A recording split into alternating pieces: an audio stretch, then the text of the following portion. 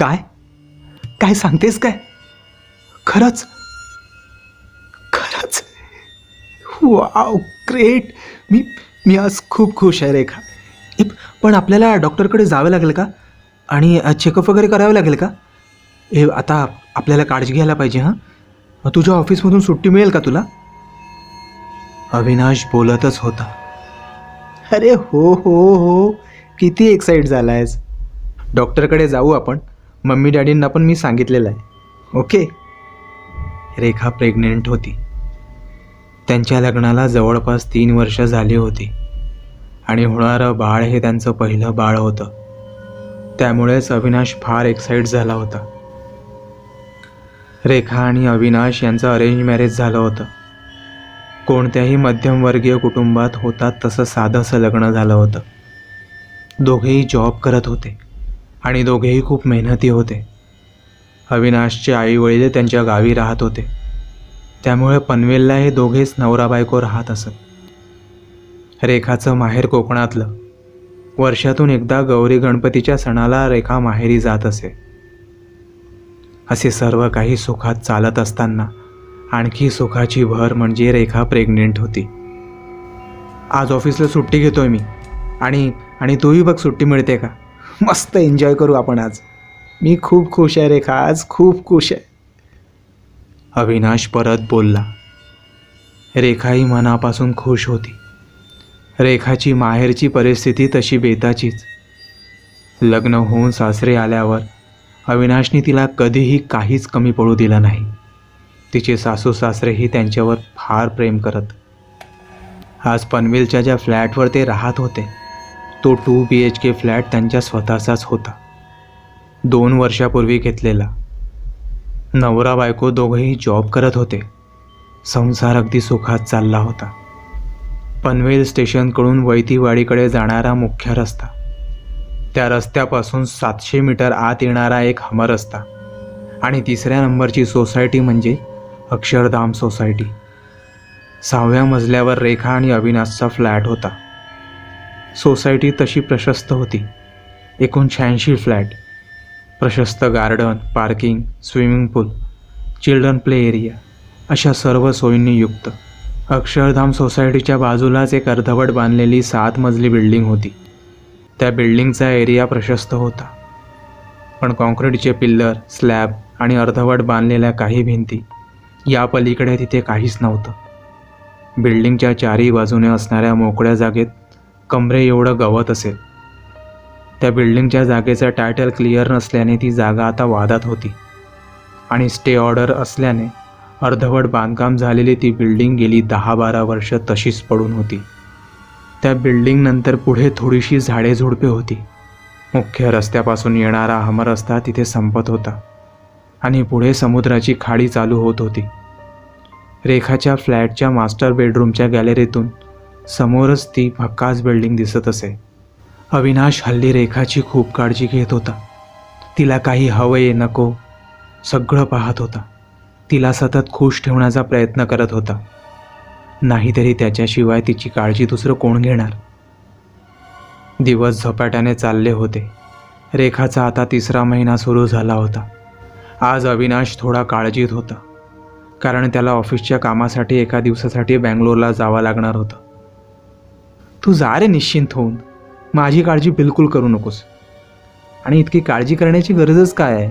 कालच डॉक्टरकडे जाऊन आलो ना आपण. सगळं ठीक आहे. आणि मोरे काकू आहेतच की शेजारी. गरज पडली तर बोलवेन मी त्यांना. एकाच रात्रीचा तर प्रश्न आहे. उद्या दुपारपर्यंत तू येशीलच ना? अविनाशने होकारार्थी मान हलवली आणि तो आपलं सामान पॅक करू लागला. त्याला संध्याकाळी 6:30ची बँगलोर फ्लाईट पकडायची होती. रात्रीचे 9:30 होऊन गेले होते. अविनाश हॉटेलवर पोहोचला होता.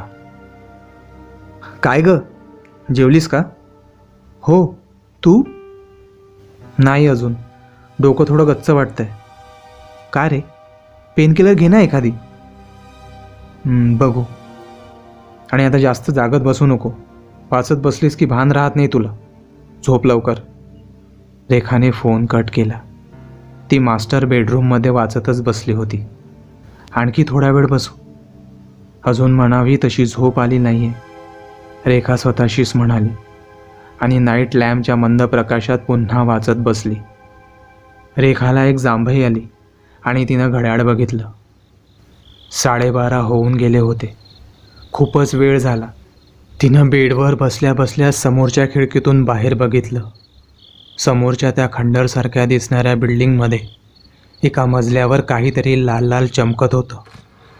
मेणबत्तीच्या आकाराचा उजेड, पण लालसर, धगधगता.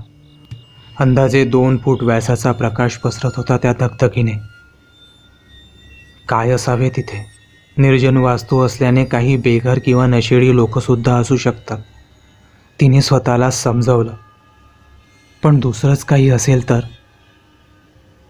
एका नामिक भीतीची लहर रेखाच्या सर्वांगाला शिवून गेली. रेखाने हातातलं पुस्तक खाली ठेवलं आणि तेवढ्यात एक आर्त किंकाळी तिला ऐकू आली. आवाज समोरच्या खंडरमधून आला होता. तो आवाज कुणा महिलेचा होता. रेखा आता चांगलीच घाबरली होती. तिनं पुन्हा खिडकीकडे पाहिलं. तो धगधगता लाल प्रकाश गायब झाला होता. ती इमारत भयान काळोख पांघरून सावध उभी होती. रेखाने अंगातलं सर्व बळ एकवटलं आणि ती उभी राहिली. तिनं हलकेच गॅलरीचं दार उघडलं आणि दब्या पावलांनी ती बाहेर आली. तिनं त्या बिल्डिंगीकडे निरखून पाहिलं. कोणतीही हालचाल नव्हती. तिनं आपल्या सोसायटीच्या प्रेमायसेसकडे नजर टाकली. सर्वत्र भयान शांतता. ती बेडरूममध्ये आली आणि गॅलरीचा दरवाजा बंद केला. कुणाचा आवाज होता? नक्की आवाज आला की भास झाला? त्या सुन्न मनस्थितीत रेखा कधी झोपली तिला कळलंच नाही. दुसऱ्या दिवशी सकाळी रेखा लगबगीने सर्व आटोपून निघाली. आज ऑफिसला जायला थोडा उशीर झाला होता. लिफ्टमधून बाहेर पडताच समोर मोरे काकू भेटल्या. काय ग रेखा, गडबडीत दिसतेयस आज? हो ना काकू, आज जरा उशीरच झालाय थोडा. अगं, पेपरातली बातमी वाचलीस का? काहीतरी विपरीतच बाई. नाही हो, कोणती बातमी? रेखाने हातातला मोबाईल हँडपर्समध्ये ठेवत विचारलं. अगं, इथून खाली नाही का खाडीकडे जाणारी पायवाट? त्या पायवाट्याने पुढे खाडीजवळ एक डेड बॉडी सापडली म्हणे आज पहाटे. एका बाईची आहे. गळा चिरून मारलं कोणी मेल्याने तिला. उलट्या काळजाची लोक. गरोदर होती बिचारी. ते संभाषण वॉचमॅन बहादूर कान देऊन ऐकत होता. नाही मॅम साहब, खबर पूरी सच्ची नहीं है, बहादूर बोलला. मग क्या पेपर वाले झूठ बोलते क्या? सब झूठ और सब सच्चाई तुम्हें मालूम? हाँ? मोरे काकू फटकारल्या. वैसा नहीं मेम साहब, गला रेत कर मारा ऐसा अखबार वाले लिखे, लेकिन असल में मामला अलग है. वो औरत के गले को किसी जानवर ने चबाया जैसे निशान मिले हैं. पुलिस भी हैरान है. वो बाजू वाली मछुआरों की बस्ती में मेरा दोस्त है ना, उसने बताया. तुम काम करो तुम्हारा. रात को मैंने देखा है बहुत बार, पैर पसार के सो जाते हो. हाँ? तसा बहादूर वरमला. अब मी येते हा काकू. रेखाने लगबगीने तिथून काढता पाय घेतला. संध्याकाळी ती जेव्हा घरी पोहोचली, अविनाश तिची वाट पाहत होता. तो दुपारीच बंगलोरवरून परतल्यावर ऑफिसला न जाता सरळ घरी आला होता. रात्रीचं जेवण आटोपून ते दोघे गप्पा मारत बेडवर बसले. रेखाने रात्री घडलेला प्रसंग अविनाशला सांगितला. हे बघ, काहीही दिसलं नाही म्हणजे भासच असेल कदाचित. रेखाने होकारार्थी मान हलवली. पण तिच्या डोक्यातून ती रात्र जात नव्हती. तिनं हलकेच अविनाशला मिठी मारली. त्या गूढ रात्रीला आता 10-12 दिवस झाले असतील. रेखाही ती रात्र, तो लाल प्रकाश, ती किंचाळी, एखादा भास समजून जणू विसरली होती. अविनाश रेखाचं आयुष्य लोकल ट्रेनप्रमाणे अविरत चाललं होतं. अविनाश आज ऑफिसवरून चांगलाच उशीर आला होता. तळोजा MIDCमध्ये त्याच्या कंपनीचं नवीन प्रोडक्शन युनिट सुरू होणार होतं आणि त्याची जबाबदारी सर्व अविनाशवर. त्यामुळे काही दिवसांपासून वर्कलोड जास्त होता. रात्री बेडवर आल्यावर अविनाश बोलता बोलताच झोपला. रेखाने त्याच्या अंगावर रजाई टाकली आणि ती पुस्तकात डोकं बुडवून बेडवर आडवी झाली. मध्येच तहान लागल्याने ती बेडवर उठून बसली. बाजूच्या टेबलवरची पाण्याची बाटली हातात घेऊन झाकण उघडणार इतक्या समोरच्या त्या खंडरमध्ये तोच लाल प्रकाश पुन्हा दिसला. थरथरत्या हाताने तिने अविनाशला जागा करण्याचा प्रयत्न केला, पण त्याचा काहीच रिस्पॉन्स आला नाही. तो अगदी निपचित पडला होता. रेखा हिम्मत करून खिडकीजवळ आली आणि एकटक त्या लाल प्रकाशाकडे पाहू लागली. त्या खंडरच्या ग्राउंड फ्लोअर जवळ काहीतरी हालचाल जाणवत होती. जीव डोळ्यात आणून ते काय आहे हे पाहण्याचा रेखा प्रयत्न करत होती आणि तिला समजलं की त्या दोन आकृत्या आहेत. त्या बिल्डिंगच्या बाहेरूनच एखाद्या घोरपडीसारख्या बिल्डिंग चढत आहेत. रेखा अविनाशजवळ धावली आणि तिने त्याला पुन्हा उठवण्याचा प्रयत्न केला, पण त्याचा काहीही फरक पडला नाही. रेखा धावतच खिडकीपाशी आली आणि पुन्हा न्याहाळू लागली. समोरचं दृश्य बघून तिचे हातपाय लटलट कापायला लागले. रॉक क्लाइम्बिंग केल्यासारखं कुणीतरी बिल्डिंग चढत होतं आणि आपल्या उजव्या हाताने त्याने दुसऱ्या आकृतीचे केस पकडून तिलाही खेचत होतं. मध्येच हिस्त्र श्वापदासारखं गुरगुरत होतं. ती दुसरी आकृती झटपटत होती, हवेत अलगद हेलकावे खात होती, फासावर लटकवलेल्या एखाद्या कैद्याप्रमाणे पाय झाडत होती, मध्येच विव्हळत होती. आता आकृत्या त्या लाल प्रकाशाकडे निघाल्या होत्या. त्या लाल प्रकाशात एक गोष्ट रेखाला कळली की त्या दोन्ही आकृत्या स्त्रियांच्या होत्या. एक जण हिस्त्र होऊन दुसरीला फरफटत होती, गुरगुरत होती, खिदळत होती, काहीतरी विचित्र हातवारे करत होती. रेखाचं शरीर घामानं भिजलं होतं. डोक्यातून मुंग्या येत होत्या. हळखळत्या पावलांनी ती कशीबशी बेडपर्यंत पोहोचली. तिचे हातपाय लटलट कापत होते. तिने न राहून खिडकीकडे एक कटाक्ष टाकलाच. तो लालसर धगधगता प्रकाश किंचित मोठा आणि आणखी अभद्र दिसू लागला होता. तेवढ्यात एक अर्ध किंकाळी तिच्या कानातून मेंदूच्या रिसेप्टरवर जाऊन आदळली आणि तो लाल प्रकाश नाहीसा झाला. ती पूर्ण रात्र रेखाने जागून घालवली. दुसऱ्या दिवशी तिला सणकून ताप आला होता. तिची अवस्था बघून अविनाशही खूप घाबरला होता. त्यानं 2 दिवसांची सुट्टी काढली आणि रेखाला डॉक्टरकडे घेऊन गेला. पुढील 2 दिवस रेखा अंथरुणातून उठली नाही. तिनं जे पाहिलं होतं ते कल्पनेच्या पलीकडचं होतं. काळीच दडपून टाकणारं, अभद्र, सारं विचारांच्या चाकोरीत न बसणारं. 2 दिवसांनी रेखा जेव्हा थोडी भानावर आली तेव्हा तिने तो अघोरी प्रकार अविनाशला सांगण्याचा प्रयत्न केला, पण त्याचा कितपत विश्वास बसला होता देव जाणे. ताप आणि आजारपणामुळे ती अशी असंबंध बडबडत आहे अशी अविनाशची खात्री होती. सायंकाळचे 7 वाजत आले होते. अंथरुणात उठून बसत रेखाने अविनाशला पेपर मागितला आणि एक एक बातमी चाळत असता तिला एक बातमी दिसली. 2 दिवसांपूर्वी सापडलेल्या एका अनोळखी बॉडीची ओळख पटली अशी ती बातमी होती. पुढे वाचता वाचता पेपर तिच्या हातातून गळूनच पडला. 15 दिवसांपूर्वी जिथे खाडी किनारी एका बाईचा मृतदेह सापडला होता तिथेच त्याच अवस्थेत 2 दिवसापूर्वी आणखी एका बाईचा मृतदेह सापडला. ही बाई सुद्धा प्रेग्नेंट होती. परवाच्या त्या रात्रीची किंकाळी याच बाईची होती. रेखाच्या अंगावर सरकन काटा आला. रात्री रेखाच्या आईचा फोन आला. रेखाची काळजी वाटून आई रेखाच्या आजीला आठवडाभर रेखाकडे पाठवणार होती. आजी येणार या विचारानेच रेखाला केवढा धीर आला होता. आजीला येऊन 2 दिवस उलटले होते. रेखा आता चांगलीच सावरली होती. आजीच्या मायेच्या ओबीने तिला एका वेगळ्याच आनंदाची अनुभूती दिली होती.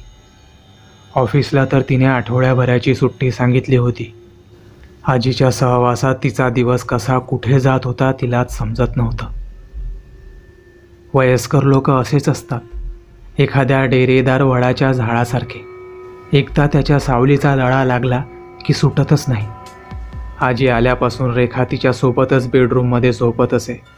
आजही जेवण झाल्यावर अविनाश न्यूज बघत बसला आणि रेखा आजीसोबत बेडवर गप्पा मारत होती.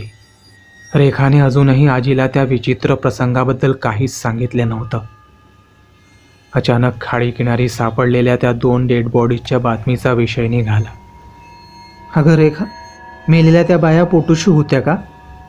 आजीनं विचारलं. तसं रेखाच्या काळजात धस्स झालं. तिने मानेनच हो म्हटले. आजीचा चेहरा फारच चिंताग्रस्त झाला. ती पटकन उठली आणि गावावरून आणलेली आपली पिशवी चापचू लागली. ती काहीतरी शोधत होती आणि पुढच्या क्षणाला ती रेखाजवळ आली. तिच्या हातात एक कागदाची पुडी होती. त्यातला अंगारा काढून तिने रेखाच्या कपाळावर लावला. आजीला हे अचानक काय झालं, रेखाला काहीही समजत नव्हतं. अगं आजी, हे काय मध्येच? नीट ऐकत राव. त्या बायकाजीनं मारल्या ती हाडळ असा हाडळ. येताळा का प्रसन्न करू पाया ती बळी घेत आहे बायाचा. हां, पण घरवार बायका का मारते ठाऊक असा काय? एका येळी 2 बळी चाळवल्यानं येताळ बिगीनं प्रसन्न होत असा. आजीचे ते शब्द ऐकून रेखा अर्धमेली व्हायची बाकी होती. आजी पुढे म्हणाली की रेखाला आता लवकर गावी घेऊन जावे लागेल. तिने इथे राहणे धोक्याचे आहे. आजीला येऊन आता आठवडा होत आला होता आणि आजी उद्या गावी जाणार होती. रेखाला वाटत होतं की आजीबरोबरच गावी निघून जावं, पण आता तर कुठे तिला 4था महिना संपत आला होता. तिला एवढ्या लवकर मॅटर्निटी लीव्ह मिळणार नव्हती. जड अंतकरणाने तिने आजीला निरोप दिला. रेखाची आठवड्याची सिक लीव्ह आता संपली होती आणि ती पुन्हा ऑफिसला जाऊ लागली होती. ऑफिसला जाऊ लागल्यामुळे तिचा दिवस आता बिझी होऊ लागला होता आणि कामाच्या गराड्यात तिच्या भेदरलेल्या मनाला थोडी उसंत मिळाली होती. रेखा, अगं रेखा. दचकून रेखा जागी झाली. रात्रीचे 11:30 वाजले होते. रेखा आज लवकर झोपली होती. काय झालं? दचकत तिनं विचारलं. तळोजा MIDC मधील त्या नवीन प्रोडक्शन युनिटमध्ये काहीतरी प्रॉब्लेम झाला होता आणि फोन आल्याने अविनाशला त्वरित निघावं लागणार होतं. अविनाशने शेजारच्या मोरे काकूंना रेखाच्या सोबत राहण्याची विनंती केली. त्या रेखासोबत येऊन थांबल्या आणि अविनाश रवाना झाला. रात्रीचे 12:30 वाजून गेले. अविनाश आज त्या प्रोडक्शन प्लांटवरच थांबणार होता. त्याचा तसा फोन आला होता. मास्टर बेडरूममध्ये मोरे काकू कंटाळून झोपल्या होत्या. रेखा त्यांच्या शेजारी पुस्तक वाचत बसली होती. रात्रीचा काळोख अधिक गडद होत चालला होता आणि कसल्याशा आवाजानं रेखा दचकली. मोरे काकूंना उठवू का? नाही, नकोच. काय आहे ते बघूया, नाहीतर भास असायचा आणि त्यांची उगाच झोप मोडवायची. स्वतःशीच बोलत सावध पावले टाकत खिडकीजवळ आली. ते समोरचे खंडर काळोखाला मिठीत घेऊन शांत उभे होते. कसलीही हालचाल नव्हती. रेखाला थोडं हायसं वाटलं. पुन्हा कसलासा आवाज आणि शांतता. रेखा टक लावून समोरच्या बिल्डिंगकडे बघत होती. काहीही नव्हतं. आता मात्र तिला स्वतःचाच राग येऊ लागला होता. या आवाजाचा सोक्षमोक्ष लावल्याशिवाय आता झोप येणं शक्य नव्हतं. तिने हिम्मत करून गॅलरीचा दरवाजा उघडला आणि ती गॅलरीत आली. कुठेतरी दूरवर कुत्र्याच्या भुंकण्याचा आवाज येत होता,